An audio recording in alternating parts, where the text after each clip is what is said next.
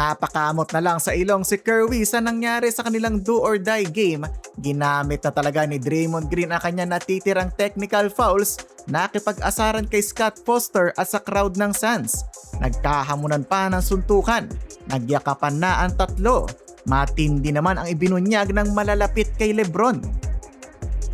Do or die game sa pagitan ng Golden State Warriors at Phoenix Suns, napakalaki ng stake ng laban na to.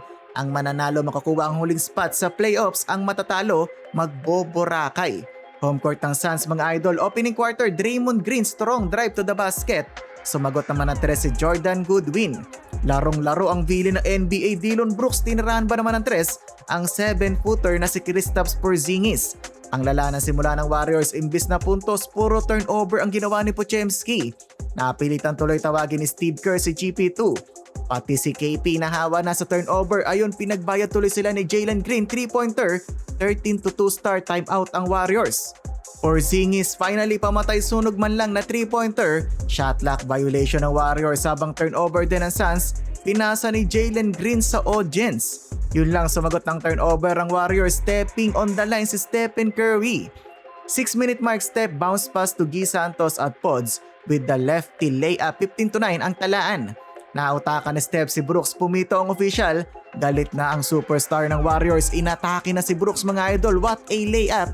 Bida versus kontra bida na ang eksena, bumawi naman ng tres ang villain. Nag-i-struggle ang GSW, depensahan ng Suns, naikot ang bola. Meanwhile, another turnover ni Steph, ang higpit kasi ng depensa ng Suns, tinataranta nila si Curry.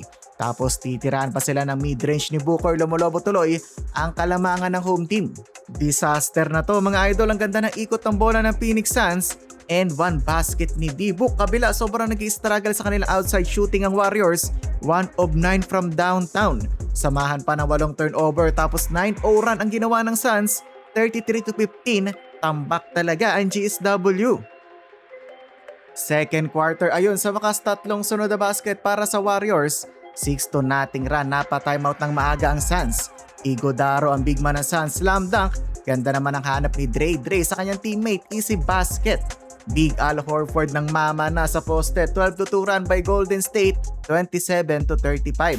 Inalat na sana ang Suns mga idol, hindi lang talaga matuloy-tuloy ng Warriors ang kanilang momentum, na turnover pa ang bola, one-handed throwdown ni Jalen Green, sinundan pa niya ng tres. Nag-slow down ng both teams. Pods, another 3-pointer. Parang nasuntok ni Pacquiao etong si Guy Santos sa ginawa ni Dillon Brooks, offensive foul ang hatol ng official. Eto na ang Warriors, Stephen Curry, transition 3, napakahirap na tres, tap and pop, pasok. Nasundan pa ng basket ni Santos, 38-43, 5 na lang ang hinahabol. Pods na bawi na sa kanyang mga turnover, buwis buhay na, what a putback, 42-47. Step 2 free throw, 2 na lang inahabol ng Warriors, pero Jalen Green with the top 3-pointer to end the period, 50-45, 5 lang ang lamang ng Houston. Third period, daming offensive rebound ng Suns, na ibaba sa 4 ng Warriors ang lamang, 2-point basket ni Pods at 3 ni KP. Tuwing makakatikit ang Warriors, biglang sasagot ng kran ng home team. Dillon Brooks midi, 8:20 in the quarter, trash talk ang inabot ni Curry nang pumasok ang tres ni Dillon Brooks. 61-53, 7-minute mark, wala, mainit talaga ang kamay ni Jalen Green, pang 5 tres na sa game, double figure na naman ang lamang ng Suns. 6-minute mark, sumayaw na si Jalen Green, sabay tinirahan ng tres ang Warriors, 22 na so far in the game. Hindi maganda to para sa Warriors, another stepping on the line ni Steph. Natawa na lang din ang star ng GSW. Sobrang galit na neto ni Draymond Green sa referee, travel na daw si Devin Booker pero siya pa ang natawagan ng foul. D'Anthony Melton pupupuso na sa game, masakit lang talaga ang 3-point shooting ni Jalen Green, ang layo ng pinakawalang tres, pasok pa din. Habang si Draymond Green nilapitan na talaga si Scott Foster, buti na lang at walang narinig na pito. Fourth quarter, finally nakatres ulit si Curry, pero eto pa lang ang kanyang second 3-pointer of the game. Binawi nga lang yan ng Suns, Melton ang step, back-to-back 3-point basket, na ibaba nila sa single digit ang lamang. Pero sinapian na talaga si Jalen Green mga idol, gumawa ba naman siya ng 8-0 run. Warriors versus Jalen Green ang nangyayari. Jordan Goodwin, what a game pa para sa role player ng Suns, 5 steals at may 14 puntos na. Dinagdagan pa ni Booker ang kanilang malaking kalamangan. Late na quarter, uminit pa etong si Royce O'Neal, Inuubos na lang ng Suns ang kanilang oras. Dahil nangangamoy panalo na ang Suns, may special moments si Steve Kerr, Steph at Draymond Green. Eto na ba mga idol, ang huling season makikita natin magkakasama ang tatlo. Patapos na lang ang game at total tapos na ang season ng Warriors. Ginamit na talaga ni Green ang kanyang lahat ng technical fouls. Nagkahamunan pa si Booker at Green.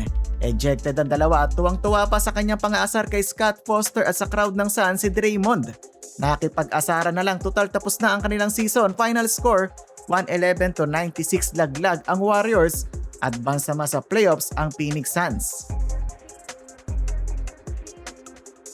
Quick update muna tayo sa kapunan ng Lakers. LeBron James ayaw daw ng retirement tour ayon sa source na malapit sa kanya. Sa ngayon, undecided pa rin daw si King James sa kanyang future at kung tama ang balita na to mga idol. Ibig sabihin may posibilidad na pagkatapos ng season na to, bigla na lang magre-retire si King James. Unlike sa ibang legendary players na may retirement tour tulad ni Kobe at Wade, mukhang bibiglain na lang tayo ni King James kung totoo man na ito talaga ang gusto niyang mangyari. Malaking kawalan to sa NBA kung sakali dahil kung merong retirement tour ang nag-iisang LeBron, matik tiba-tiba ang buong season at laging mapupuno ang arena sa lalaruan ni LBJ. Good news at bad news naman mga idol, clean ang injury report ng Lakers bago magsimula ang kanilang Game 1 versus Houston Rockets maliban na sa dalawang importanteng players na si Luka at Reeves. Habang inilista naman as questionable ng Rockets si Kevin Durant sa Game 1. Mukhang sinasay ko lang ng Houston ng Lakers pero paglalaroin naman talaga si KD. Laglag naman kanina ang team ng Charlotte Hornets matapos silang durugin ng Orlando Magic sa score na 121-90. Halimaw na performance ni Paolo Banchero, 25 points, 5 rebounds at 6 assists.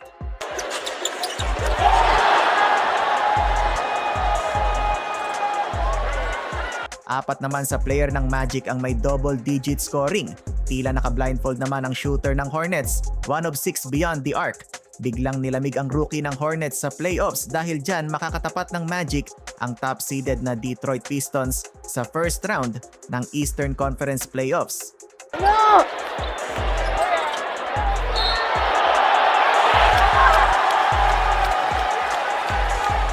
Yan lang muna ang nasagap nating balita. Huwag kalimutan mag-like, share at subscribe para laging updated sa NBA News.